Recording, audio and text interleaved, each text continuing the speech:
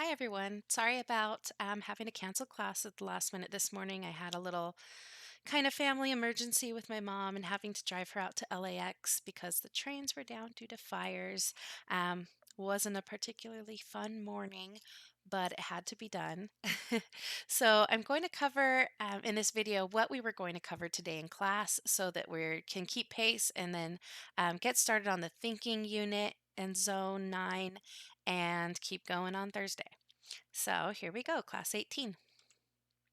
So just a quick review before getting into some new stuff. So just as a review from last time, we talked about the fact that memory is really a big complex processing system. And we use memory to encode, store, and then hopefully be able to retrieve that information later. So we're using it to encode information into our brain, store it somewhere, and then try to have access to it later. And so memory is really this whole process of getting the information in all the way through keeping it and then getting it back out when we need it. And so memory really has to do with over different periods of time. And we talked last time about sensory memory, which is really the very, very shortest memory we have, where where you retain very short snippets of information that you encode through your eyeballs, through your ears, right? Sound, vision, smell. That would be your sensory memory. Very short. Then we have short term memory, which is a little longer than sensory memory typically, but unless you do something with the information in your short term memory, it's going to dissipate and not stick with you long term.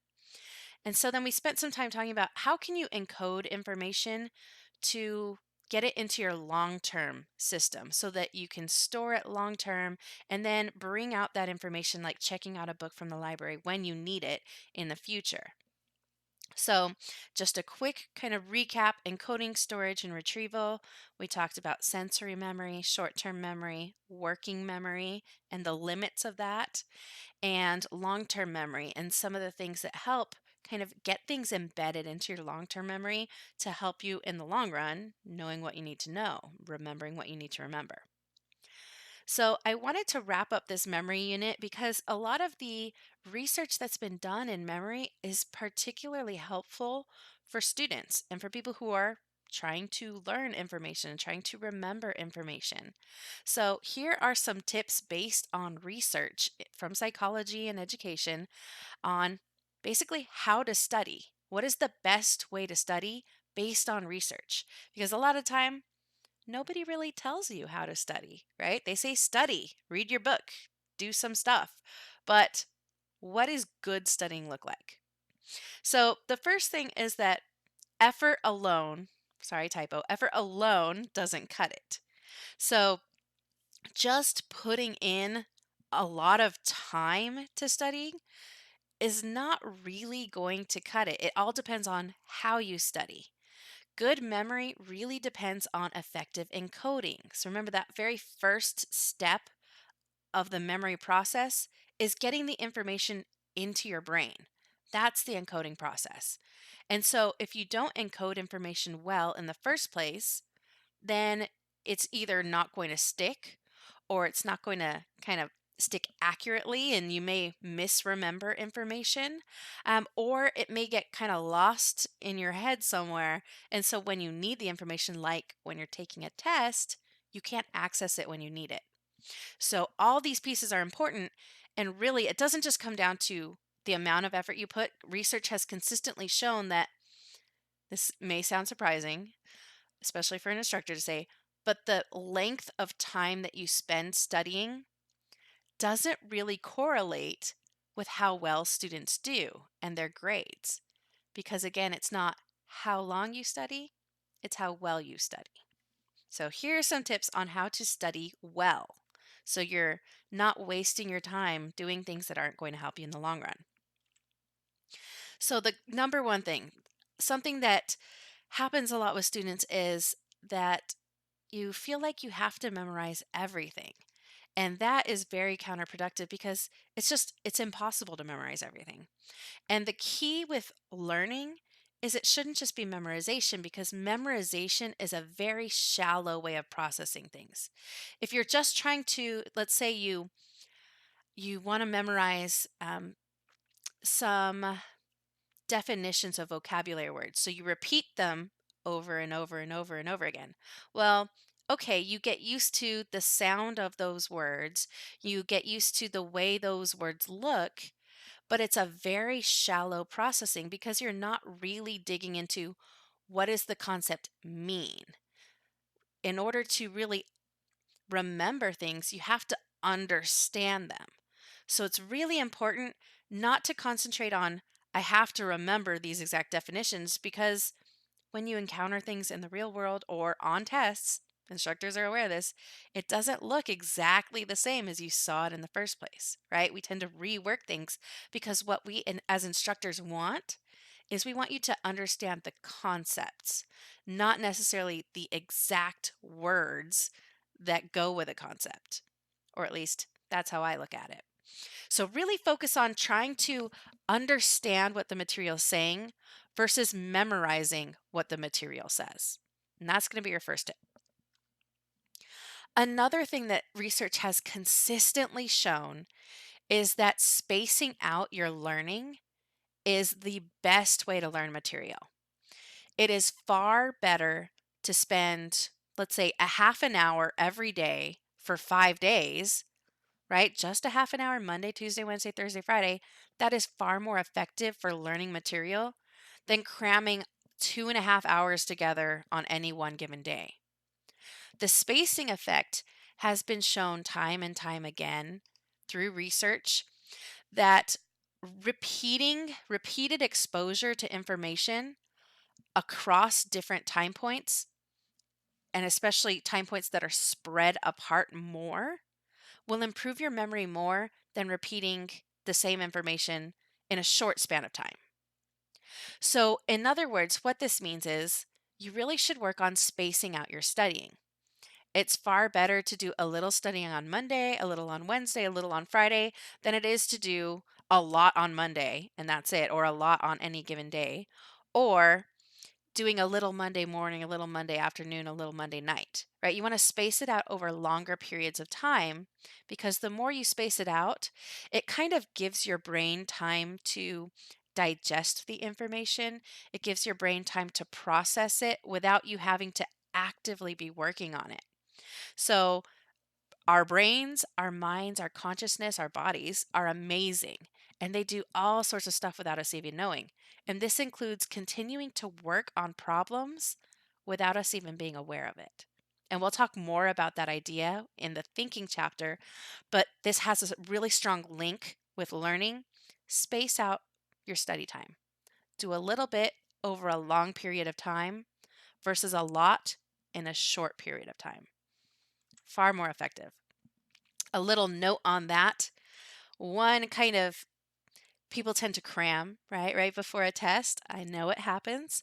Um, Cramming, definitely not the way to go if you want to remember things long term. But one thing to kind of add to that is that if you study right before bed, you tend to forget less when you're sleeping than you do when you're awake. So if you want to plan your studying kind of at the end of the day before you go to sleep, that may actually help you to remember more. And sometimes students even report that if you do a lot of studying on a subject before you go to sleep, you might even dream about it. That's your brain continuing to work on it. You're much more likely to remember it. So, again, base it off of your circadian rhythm, your own internal clock of when is a good time for you to study. But just a little side note, study before bed and you're a little more likely to remember it.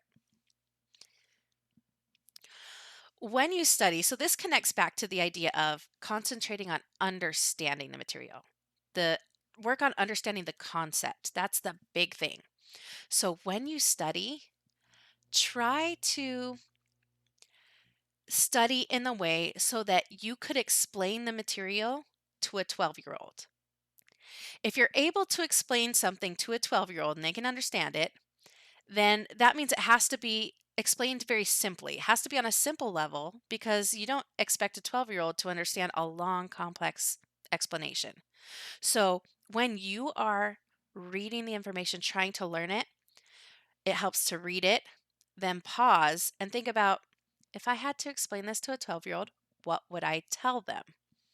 If you can then deliver the information as you would to a 12-year-old in a way that is simple and a way that is clear, because it has to be clear, a 12-year-old's not going to understand it. If you can do that, you are learning the material well. So again, focus on simple and clear. A lot of the times what you encounter in college courses is very complex information.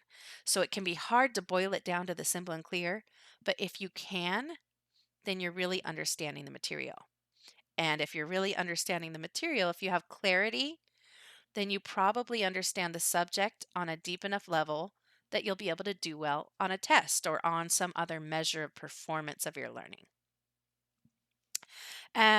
The next thing, so another helpful kind of tip for something to do to help you learn better is to create a cue sheet. And so often when people are in the process of studying, they will go through and maybe highlight keywords, or they may write down lots and lots and lots of notes. That's better than doing nothing, right? But again, all that effort you're putting in is relatively shallow. If you're highlighting and reading, or you're just copying verbatim, you're copying word for word what you're reading from the text or whatever it is you're trying to learn, then you're really only processing at a very shallow level, which we know from memory research means you're less likely to remember it. It is far better to spend the time to make sure you're understanding the key concept, and a method that helps you do that is developing a cue sheet. So when you're studying, don't write out the answers to every question you get, or don't write out, very, very complex, in-depth, I would say, outlines of the material. I mean, you certainly can do that. And if you do that and it's working for you and you are happy with the way you study and you're happy with your grades, then sure, keep doing that. If you do that and you find you're not quite getting all that you want out of it, then maybe try a couple new strategies. So with a cue sheet, what you want to do is keep a paper handy as you're reading. And when you hit those points that are more difficult to remember or are more difficult for you to understand, as you're going through, do a little self-testing. Could I explain this to a 12-year-old? Those ones that are harder for you, write that information out. Put down the particular points that are difficult for you to remember so that you can refer back to them at a later time. Now, the reason that cue sheets help is because often when we're having an issue with our memory, the issue is with retrieval. That retrieval is often the weak link in our memory. And you've probably felt this before when you know that you used to know something, but you can't quite access it. Like if I were to say, um, what year did World War II officially start? Right? You may have learned that at some point in time, but unless you encoded it very well, then it's probably going to be hard to retrieve. It doesn't mean that the memory is not there. It's not gone forever. It's just that the links to getting there is has deteriorated. So memories are lost when you don't know how to retrieve them, right? It may as well be lost if you can't get it back out when you need it. So cue sheets work as a reminder or a cue to help that memory come back.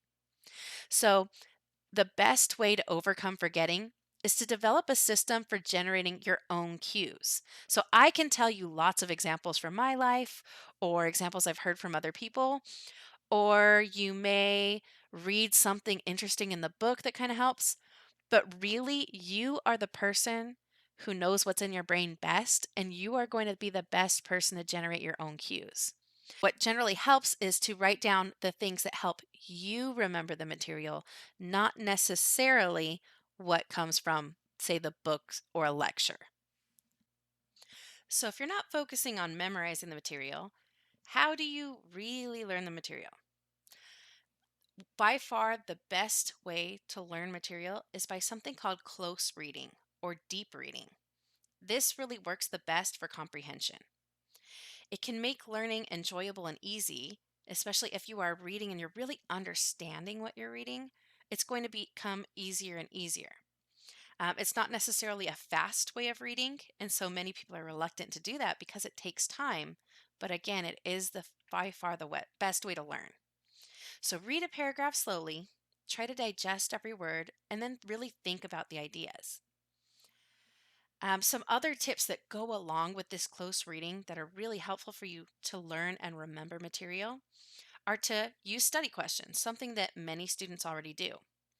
However, many students will test themselves right after doing the studying or right after reading something. And when you're doing that, you're not really testing your long term memory, you're testing your recognition skills, right? It's still floating around in your working memory, or it's been brought to the front of your long term memory where it's easy to retrieve. But what happens when you walk away from it for a day or two? It goes back into your long term memory, and then you'll need to test yourself to make sure that you're able to retrieve it later.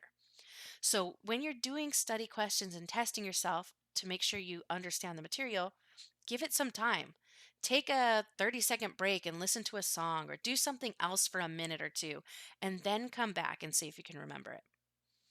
And you also want to make sure that you don't have the answers visible while you're testing yourself. Right? This may seem obvious, but it can be so tempting to just kind of take a little sneak peek, right? The material's there, the book is open, take a quick glance. Oh, yeah, that's my cue. Now I remember. However, on an exam or in other points in time in your life when you need the material, you're not going to have that option of having the answers right next to you, right? So if you give some time, step away from the material, and then test yourself, then you can know what parts do you have down already that you could explain to a 12-year-old and you've got it, and what are the hard parts? And then go back to those hard parts and work on your cue sheets and try to develop some ways to relate it to your own life, that self referencing thing we talked about. If you can relate it to your own life and then describe it to someone who's young and needs a simple, clear explanation, then you'll have the material. And maybe come up with a few cues that will help to spark the memory for you. Now, this can be pretty surprising for many students, but college textbooks normally require more than one reading to really get. And so, again, this comes down to how limited you are in your time, but a pleasant discovery that many students experience when they focus on doing this deep comprehension and deep reading is that by the third time you read something, it tends to be much more clear and much easier to understand. I'm not saying that you necessarily have to reread an entire chapter 3 times, but again, note those concepts that are harder for you, and those make sure you go back and visit them several times. So, the reason that deep comprehension occurs more easily by the third reading is because on the first reading, you're generally only becoming familiar with the individual concepts, but they're sort of like concepts just kind of floating around. They don't really come together to form a coherent story or a coherent whole something. And so it can be harder to remember when they're just kind of floating around. When you read it a second time, you already have the basics of the individual concepts, and so then you're able to start connecting those concepts. You're still able to start making links between them. And once you can make links between concepts, they start to make more sense. By the third pass, you've started to make the links, and so things generally just become more clear. And they may even seem pretty simple or obvious, like, oh, I get it now. How come I didn't get that the first time or the second time? And that's just because it gives you, again, the spacing, the timing, the repetition, the having the chance to go away and digest and come back. All of those come together to help make it more clear the more you see it. So this is by far the most effective way to do this, to learn these concepts, is by doing this close reading a couple of times. And it's definitely most effective when you do it on different days. Space it out. Don't reread the same thing 3 times in a row. Read it and walk away from it for a while. Let your brain process, let your brain consolidate your memories into your long-term memory so that when you take the second pass, you are filling in the gaps and you're starting to make those connections. Okay? So again, different days, use the spacing effect to your advantage. Cramming is not the way to go. Another thing that's helpful in really learning material and being able to remember it is not studying one thing for as long as you can tolerate and then moving on to something else, but studying it for a short amount of time and then move on to something else for another amount of time. Interweave your subjects. Study a little bit of this, a little bit of that, then come back to this, then go back to that, right? So if you go back and forth, this is really combining the spacing effect with the repetition. You don't want to dedicate one long study session to a material. Break it up. And you can even break it up if you have one long-term time to study. You can break it up by studying different things. Study one for a while, mix it up. That's going to help you remember more. So big takeaways. What are like the big things that I would encourage you to do to try to study well so you're encoding the material well and then you're able to retrieve it when you need it? Number one, space out your study sessions. If you've got a test coming up, if you are trying to really get some material down, don't cram it all into one long session. Your brain can only take so much at a time. It needs time and space to process, consolidate your memories, to figure out what sticks and what doesn't. So space out your study sessions. Plan shorter study sessions across different days. Mix up what you're studying. Don't stay on one thing too long because, again, you can only comprehend so much at a time. Test yourself the right way.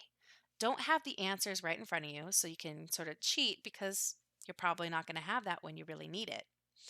And make sure you're giving time in between when you are encoding the material and when you are testing the retrieval. You need space and time in between to really see, is it in your long-term memory? And then the very last thing, one thing that really helps with this close reading is do your best to get interested. I know not everything is interesting to everybody, but try to get interested in it. Try to think of it like you're watching a movie or like when you're reading a good book or if you get lost in a video game, right? And you're going through the story. Try to get lost in the story. Think about the story of what is being told to you. And you'll find that if you get to where you're enjoying the material and you're interested, you're going to automatically understand it way better. And you'll find that the time goes faster. If you're studying well, you should find that, wow, a lot of time went by and I didn't even realize it. Versus if you're not studying well, it may feel like it takes forever. So try to come up with something that sparks your interest in what you're learning and use that to lose yourself in the material. Then you don't have to worry about memorizing stuff because you'll understand it better. And when you understand it, you comprehend it, you'll be able to apply it in different situations and recognize it in different settings, like tests, essays, etc. And to try to get you to remember this material better, we're going to watch a short video that goes through many of these same tips, but says it maybe a little bit differently because the more you hear it, the different ways that you hear it, the more likely you are to remember it. So let's take a quick video break and then we'll get back to it. Hey guys, it's Practical Psychology here, and I'm going to be doing a collaboration with Creative Vane. Now, I'm going to give more information about his channel at the end of this video, but for right now, let's go over some psychological studying tips. Have you ever pulled an all-nighter for a test, or gone into your room to study and just felt lost on some of the questions? There are times where we just do not study at all or learn correctly, and we have to improve on that. It feels good to automatically know the answer to questions, and even better to get a high grade in a challenging class. I went through most of my high school career just absorbing the information without having to study at all. But now that I'm in college, I have to prepare and actually work on my own time to earn my grades. Today we're going to be going over 8 psychological study tips to help you study more and learn quicker. So tip number 1 is to use different media. Just as many of you watch my animated videos on book reviews rather than actually reading the book, you should be using different methods of studying. You might have no motivation to read the book, and you might have slower reading skills. So watching a video with the same information will help you greatly more. A study in 2008 states, the more regions of the brain that store data about a subject, the more interconnection there is. This redundancy means students will have more opportunities to pull up all of those related bits of data from their multiple storage areas in response to a single cue. Now there are many ways you can use this. One very well-known site is Khan Academy, where you can watch videos, complete practice questions, as well as ask people in the community about issues that you've had. This will help you form all kinds of interconnections. A few other examples of switching your study methods are flashcards, YouTube videos, audio exercises, apps such as Quizlet, as well as just studying with friends at library or over Skype. So tip number 2 is to spread studying over time. Many students cram on the last day, and if you're watching this video while cramming, then you can still use this just less efficiently if you had planned better. Planning is a key component of life and can be applied here. If you have a test on Friday and it's currently Monday, then spread this studying over those 5 days.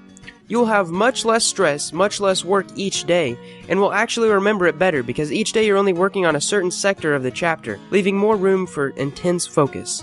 It might seem counterintuitive, but for most people you'll be better off studying a few chapters a day instead of all 5 at once. You have to be self-aware though. You could be in the slight category where this doesn't work for you. You just have to know how you learn best. The same idea applies to essays. Instead of writing it all in one day, staying up until 3 in the morning, each day of the week write one paragraph, and instead of 3 hours in one day, you'll get it done with 30 minutes a day, and you'll also probably earn a higher grade. Tip number 3 is to connect what you're learning with something you know. Now this is a key tip, and I found it absolutely fascinating in my life. Whenever I had related an idea in class to something outside of my life, I would remember it because I knew it could be actually applied to my life, rather than being something trivial that wouldn't amount to anything in my life.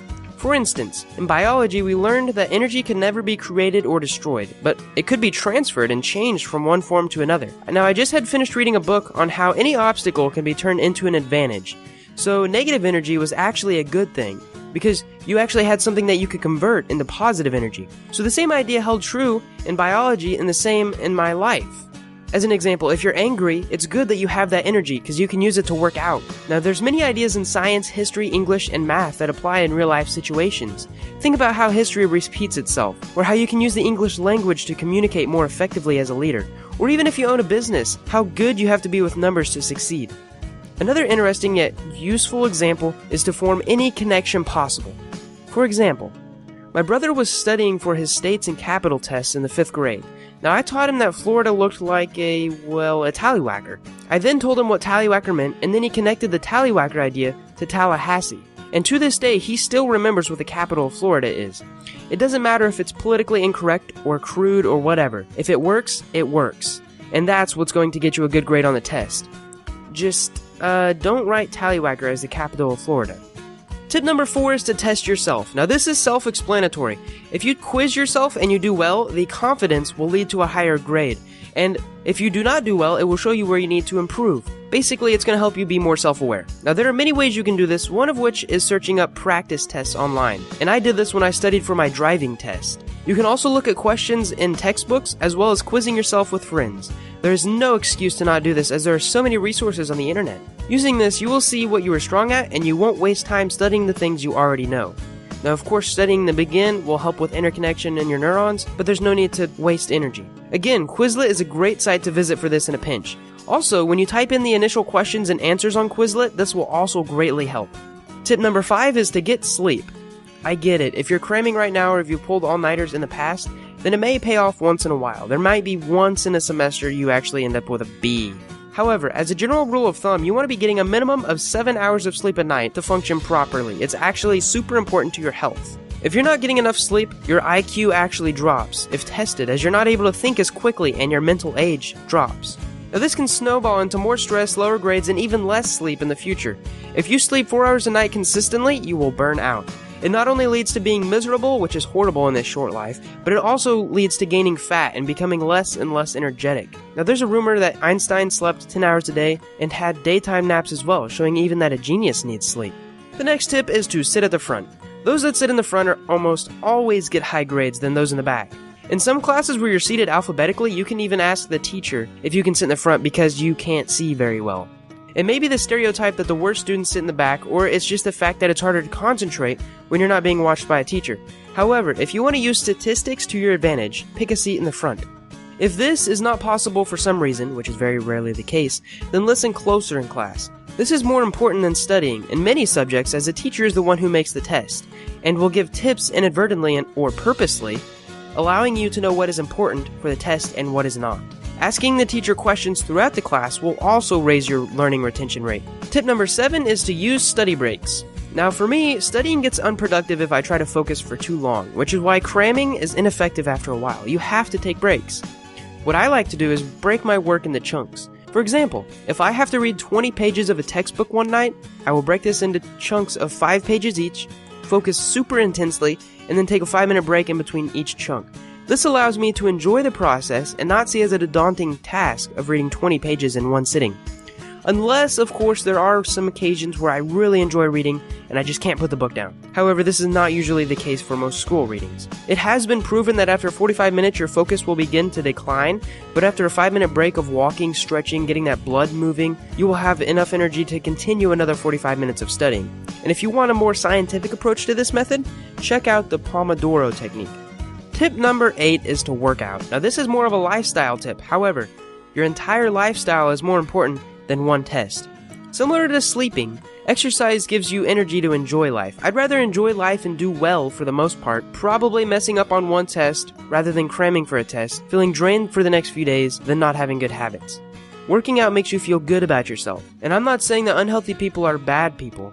However, if you want to do well in dating, social situations, and have more confidence, then having a fit body will help you dramatically. Now that we have those 8 psychological studying tips out of the way, the key is to apply them at your life one at a time. And not only your grades, but your entire lifestyle will change for the better as well. I want to say that this was another collaboration video with Creative Vein, and he has some amazing videos like this on his channel. In fact, he created most of the script for this video. I highly recommend you go check out his videos. If you want to see the first collaboration we did together, here's the 8 first impression tips. Thanks for watching, and I hope you guys enjoyed. All right, it's time for a demo. So there are lots of different kind of tricks that memory experts or people who are really good with their memories use to help them kind of cue up their memories. Or if they need to, for example, sometimes you really do need to memorize some material. Um, there are things that you can do like mnemonics that help you to organize the information in a way that makes it easier to retrieve it. Since retrieval is the weak link, mnemonic systems are designed to help you retrieve that kind of missing information in your brain. So I'm going to demonstrate one of these methods called the pegwork technique. So one of the best things that you can do to help you remember information, especially if it's information that is maybe more like a list of things to remember. So if you're trying to remember a list of things or certain elements of something, something that's very, very helpful for that is to imagine images of the information. And really, when you're imagining images, is to sort of combine the image of the thing you want to remember with the image of something that you already have in your memory. So one of these techniques is called the method of loci.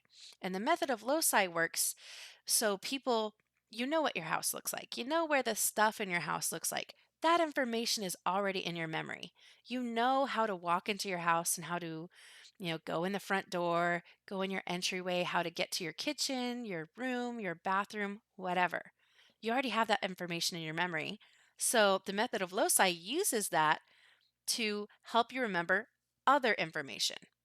The method of loci involves sort of putting the things you want to remember in different locations in your house.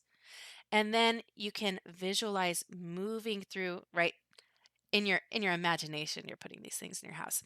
And then you can visualize walking through your house and recognizing the things that you've placed, which will help you to remember them. So you walk through your house and the house acts as the cue to remember the information. A similar technique is the pegwork technique. peg word technique. So with the peg word technique, you learn a little rhyme. And once you've memorized the rhyme, then you can attach other information to the rhyme to help you remember the other information. So here is the rhyme. 1 is a bun, 2 is a shoe, 3 is a tree, 4 is a door, 5 is a hive, 6 is sticks, 7 is heaven, 8 is a gate, 9 is a vine, and 10 is a hen. So we're using rhyming to help us remember. 1 is a bun, 2 is a shoe, 3 is a tree, 4 is a door, 5 is a hive, 6 is a sticks, 7 is heaven, 8 is a gate, 9 is a vine, and 10 is a hen. So you maybe want to stop the video for a second. Make sure you really get this rhyme down before you move on to the next part. So next we want to test your memory for the peg words. Do you really have the peg words memorized? So, for example, what is 3? 3 is a tree. What is 6? 6 is sticks. What is 2? 2 is a shoe. What is 8? 8 is a gate. What is 1? 1 is a bun. What is 7? 7 is heaven. What is 9? 9 is a vine. What is 4? 4 is a door. What is 5? 5 is a hive. And what is 10? 10 is a hen. Okay, so take a look at this list, pause the video, and test yourself. Do you remember? What is 5? Okay, so once you've tested yourself, we've got one more. Maybe pause again just to make really sure it's in there and check your comprehension. Make sure you've got the 10 words down. And then once you have the list of 10 words memorized from the rhyme, then you can learn a list of items by associating the items on the list with the words from the rhyme. Visualizing information is the best way to remember that information. And really, it's best to visualize the peg word, whatever that is. So, for example, 1 is a bun. You would want to remember the item in the first location in your list having something to do with a bun. Again, this takes a little practice and imagination. You get a little creative. I can't tell you what to imagine because you know your mind best. But here's an example. Let's say you have a list of words to remember, and the first word is cat.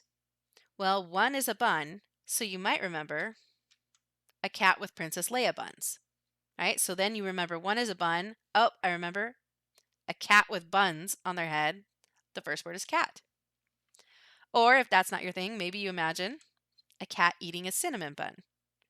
Or maybe you imagine a cat in a hamburger bun, right? So you want to think about the word or the item or the thing that you're trying to remember somehow in relation to the words from the rhyme.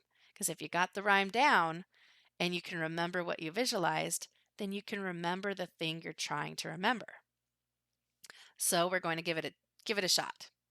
So I want you to learn the following list of items by associating the peg word with each item. So for the first one, you're going to use 1 is a bun. For the second one, you're going to use 2 is a shoe, 3 is a tree, and so on. I'm going to display the items that you're to remember, and you'll have 7 seconds per item. So use that 7 seconds to try to creatively come up with some link between the peg word and the thing you need to remember. Okay, so whatever helps you remember that, but think about them interacting in some way. That's the best way. So here are the 10 words for you to remember.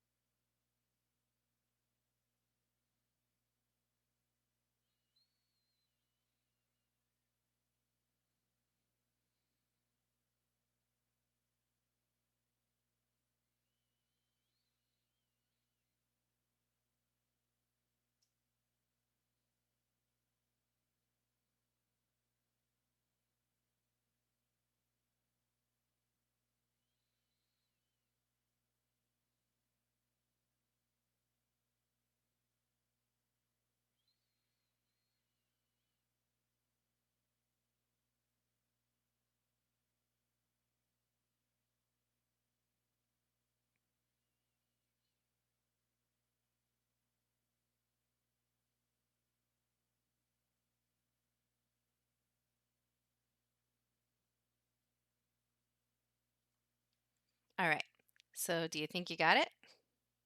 Let's find out. Pause the video and list the items from 1 through 10. Use the peg words to guide you.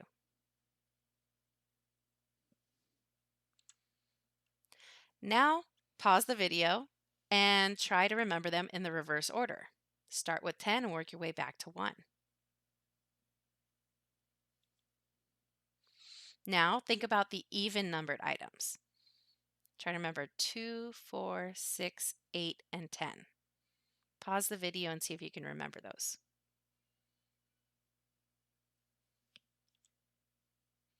And then finally, can you remember what item was for 5, 2, 7,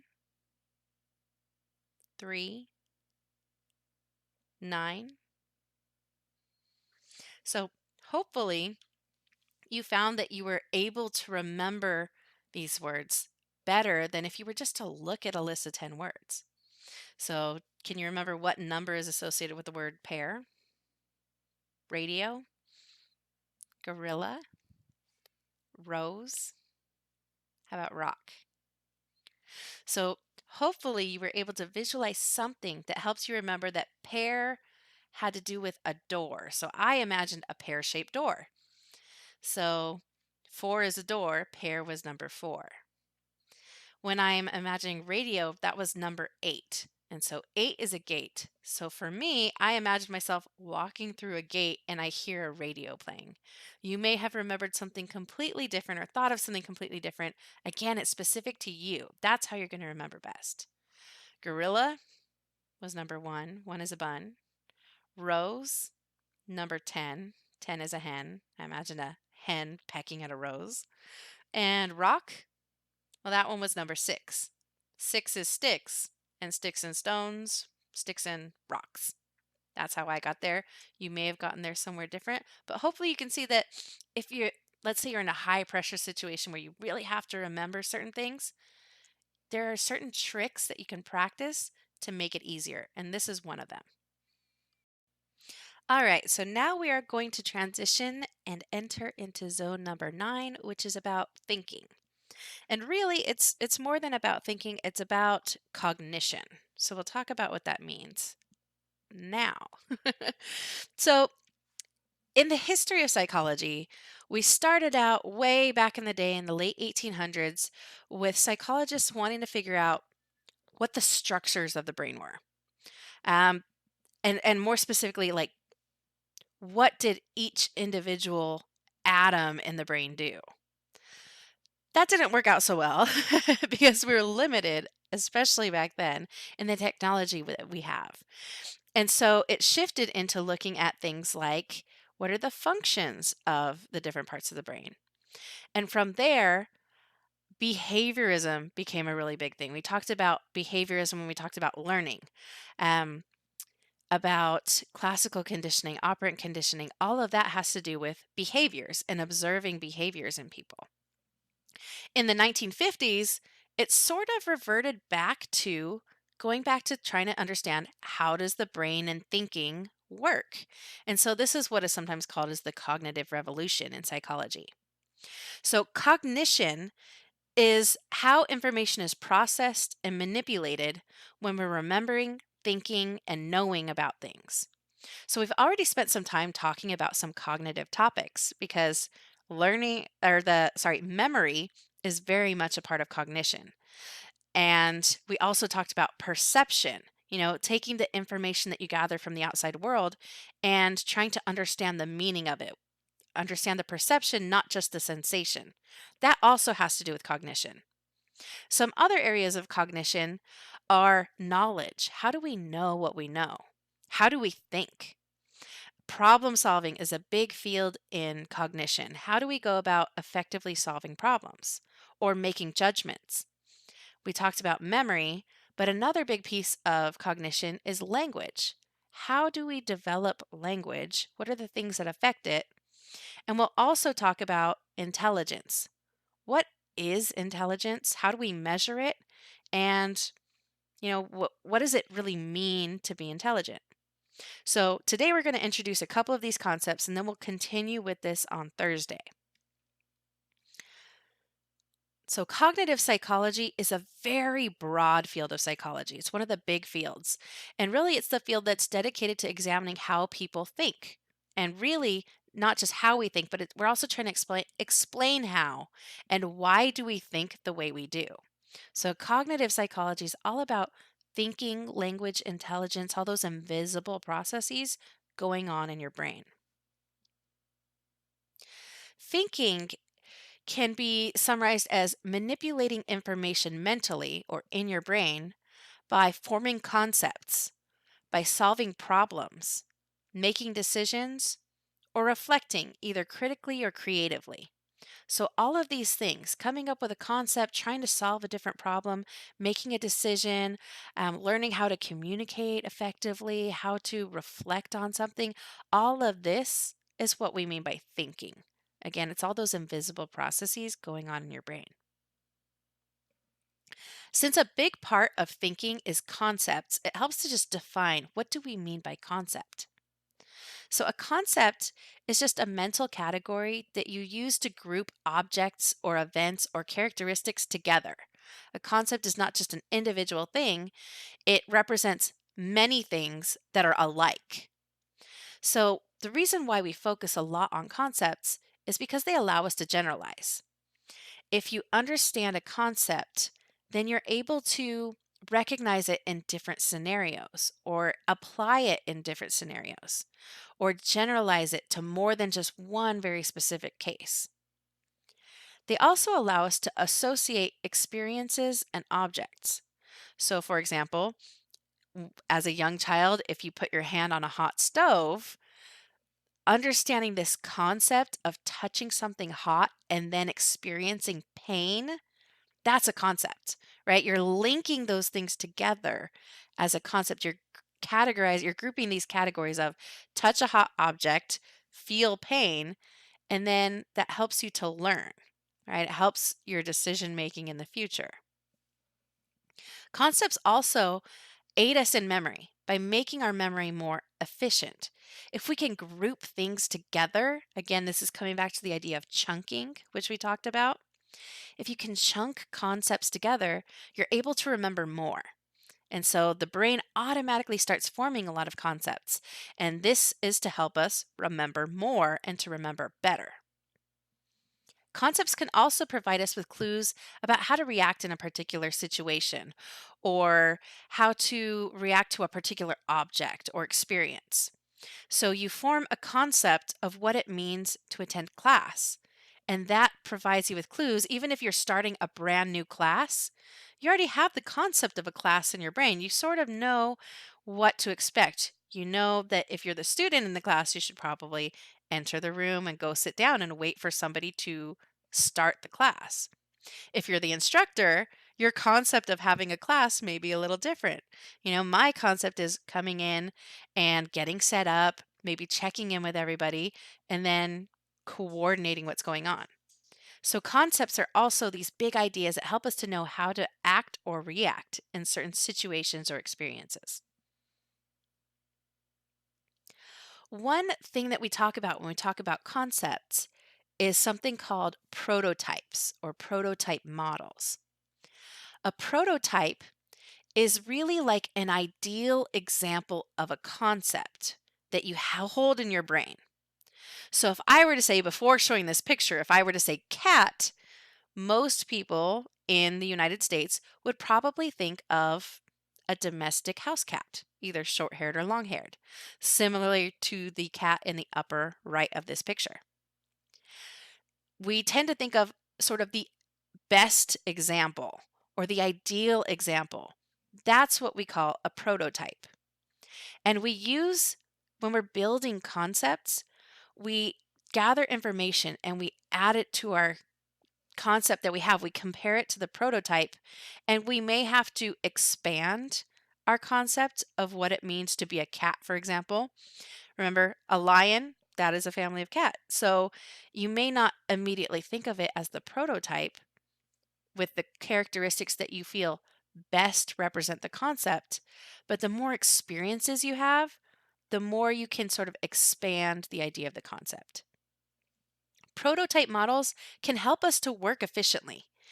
If you hear somebody talking about a cat, probably it makes sense to jump to the prototype of a house cat versus jumping to the prototype of a lion. One of those makes more sense in our kind of culture and in our situation.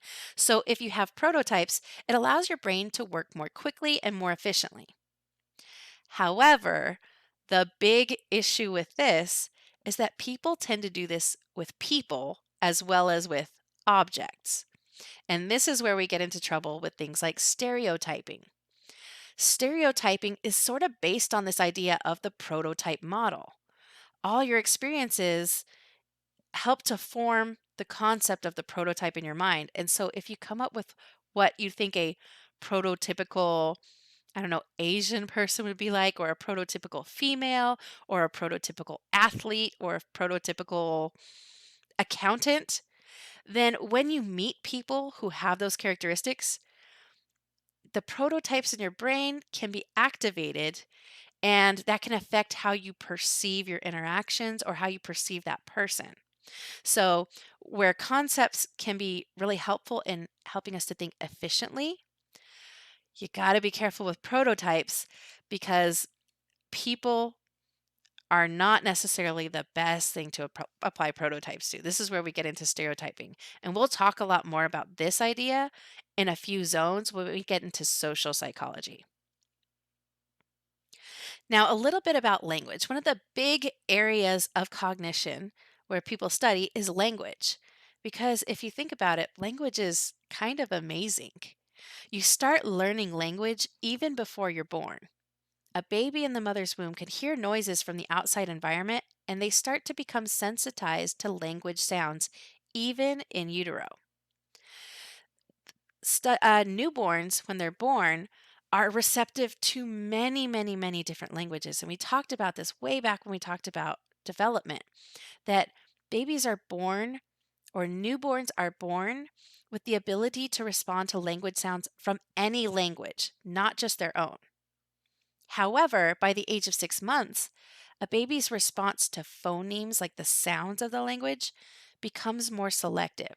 So, in that first 6 month period, this is a very kind of critical period in language learning. This is where babies start to recognize the languages that they are exposed to and sort of lose the ability to hear differences from other languages that they're not exposed to.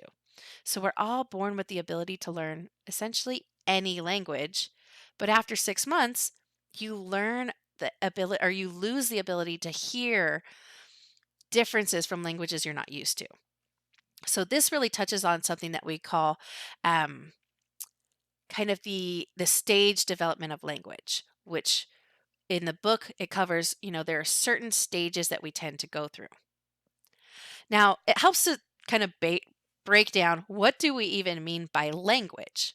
So, language is a form of spoken, written, or signed communication that's based on symbols, right? So, think about spoken language. We have words, which are really symbols for ideas and objects and people and places.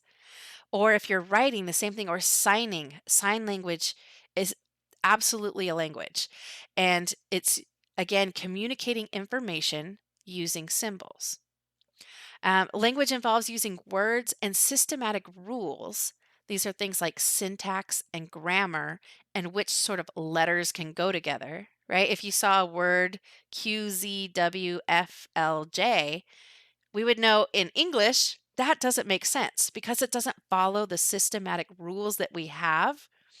So language is not just the use of symbols, but also the words and the rules that go with it in order to transmit information from one individual to another.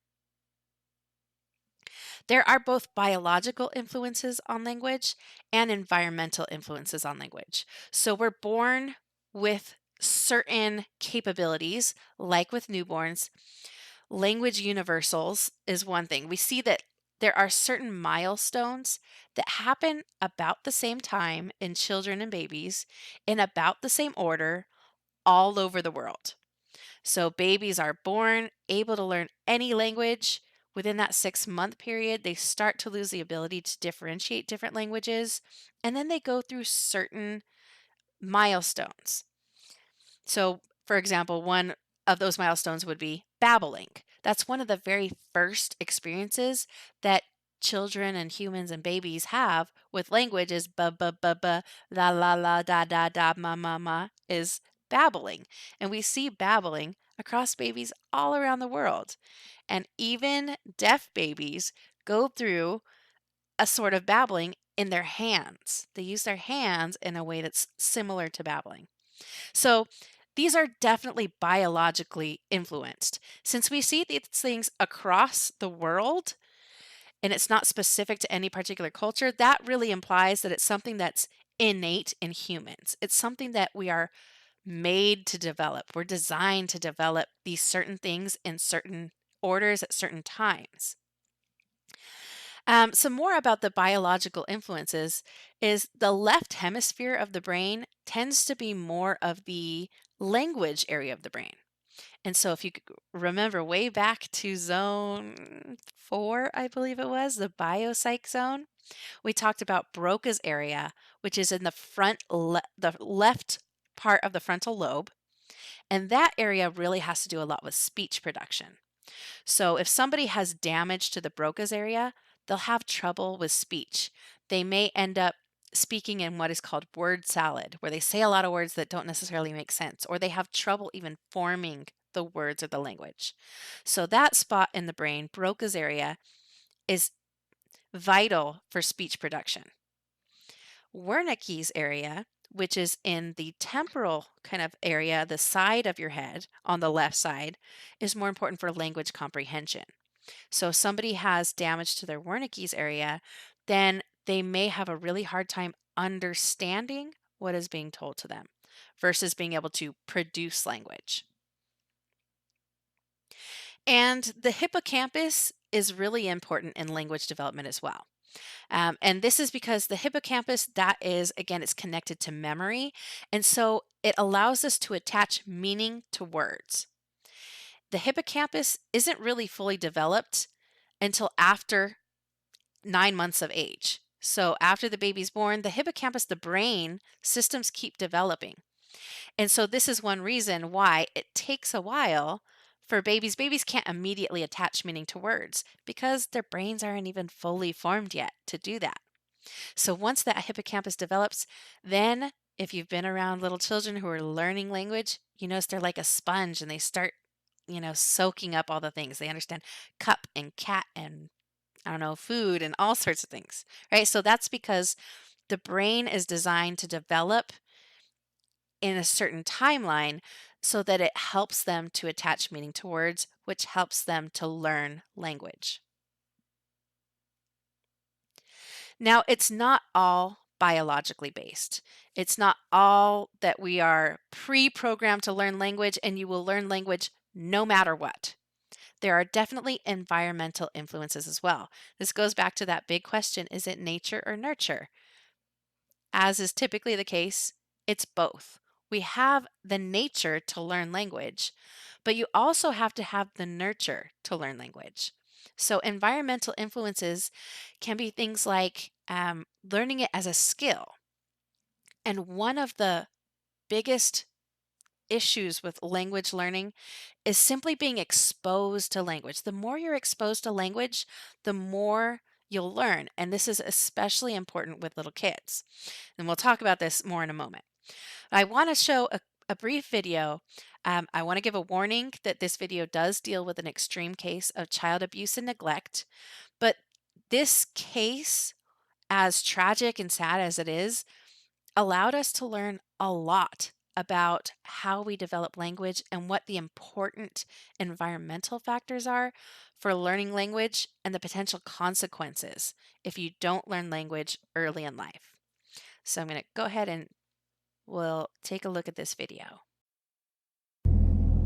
In 1970, in a quiet suburb of Los Angeles, a harrowing story came to light. It would change forever our understanding of how a child's brain develops. A social worker discovered a 13-year-old girl who was still in diapers and whimpered like an animal. Clearly something was terribly wrong. She didn't speak. She was completely unkempt. She could hardly walk. She could hardly balance. Jeannie, as the child was named, had suffered a most horrific ordeal. We learned after she was found from interviews with her mother, from some drawings that Jeannie made, that she had been kept isolated in a room at the back of a house. In this room there was a potty seat to which she had been harnessed without any clothes, just naked, and left to sit there day and night. She was in this room for 12 and a half years. Jeannie's father was mentally unstable. He had decided to hide his daughter from the world. Mr. Wiley? Yes. Why did you keep your daughter in a room? Mr. Wiley has no comment. No comment. We haven't had time to discuss the charges. We haven't even seen them. Jeannie's parents were both charged with willful abuse. 15 minutes before he was due in court, her father put a gun to his head. But the damage to Jeannie was done. She had spent her childhood in almost total isolation. Her brain had been deprived of a nurturing environment and left to grow in solitude. The effect was devastating. Jeannie had the mental age of an 18-month-old infant, unable to talk. But to science, she offered a unique opportunity, a chance to separate the effects of nature and nurture on a child's brain. The big question was, would Jeannie be able to catch up? Susie Curtis was a young linguist when she got the job of looking after Jeannie 5 days a week. Food is for. She was hard to be with. She did not know how to swallow very well, so she would salivate and just spit. So I would come home drenched in her saliva. There were lots of things that were very, very difficult and unpleasant, but nonetheless, she was just entirely captivating. The way she moved her hands, the way she just moved her body and her face, her eyes, that just seemed to be incredibly expressive and hold the world within them. Susie soon discovered that Jeannie was highly intelligent and extremely curious about the world. I was really hopeful because she was just insatiable. She wanted to know the word for everything. And her assumption was that everything had its own label. Every shade of color had its own label. And so she wanted to learn the label for everything in her world. It's dark, yes. She continued to develop a huge vocabulary. I could no longer keep track of what she knew. And she continued to be able to string words together. Buy applesauce store, or buy more applesauce store, which meant buy more applesauce at the store. Let me see, the log?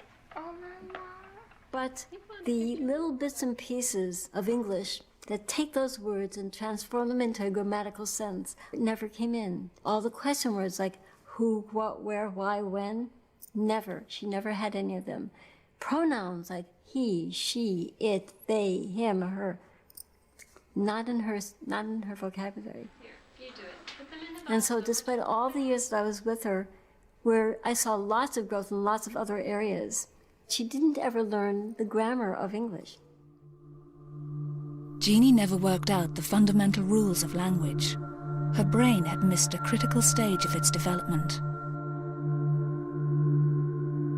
In the first years of life, the main job of the brain is to make sure all the brain cells are wired up correctly.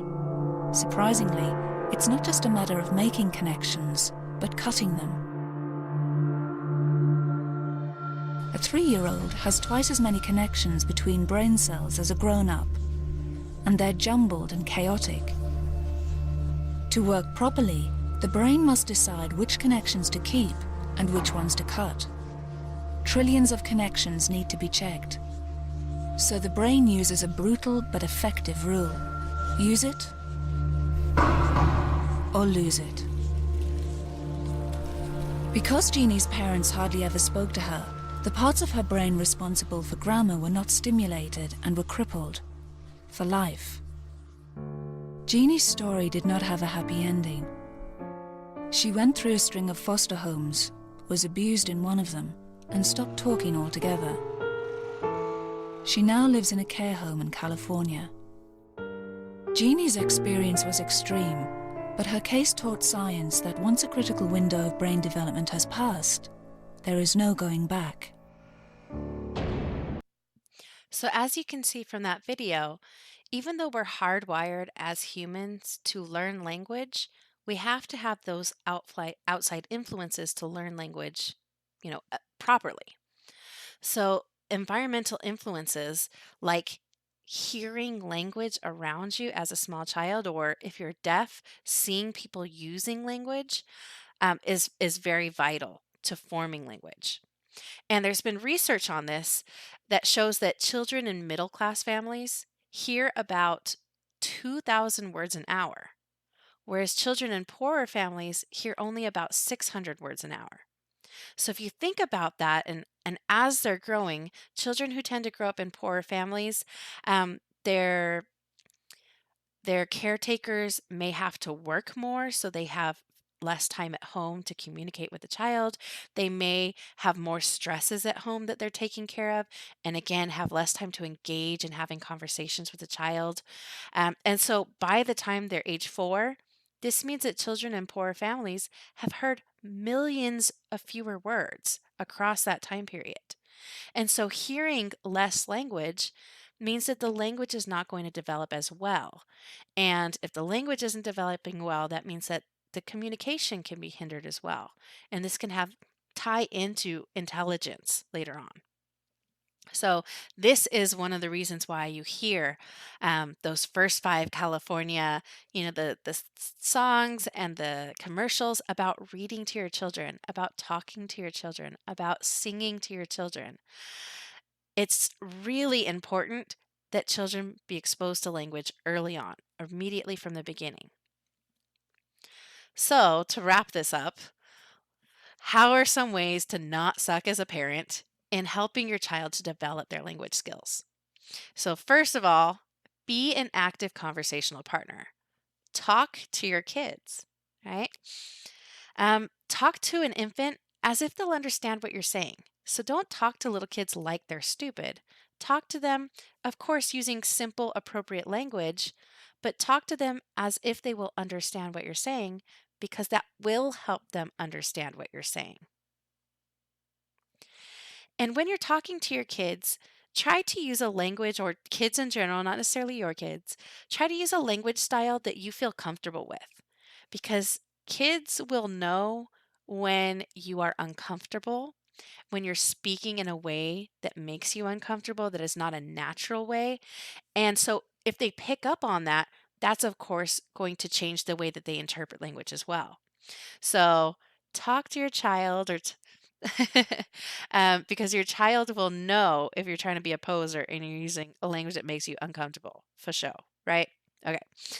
So ways to not suck as a parent in helping your kids learn language. Some reminders. Zone 8 exit check, that is due tonight. Zone 9, since we have officially started Zone 9, that was due yesterday. Hopefully everyone remembered. If you didn't, it's still technically open, even though it will say it's late. Go in and do your interject. Get those points. Zone 9 exit check, we're going to continue talking about thinking in terms of problem solving and critical thinking and creative thinking on Thursday. So the exit check will be due next Monday. I have extended the self-assessment because it's really important that you do that. It's a way to check where you are in terms of your grade, in terms of your understanding of what, this whole class is about. Make sure you get in and do that by Friday. It is very important. It's also very short. And I'm working on creating more pages for missions that are coming soon. So keep an eye out. There will be more optional missions coming. I just need to get them all put into the system. So if you have questions, please note them down, send them to me, email me, send me a Canvas message.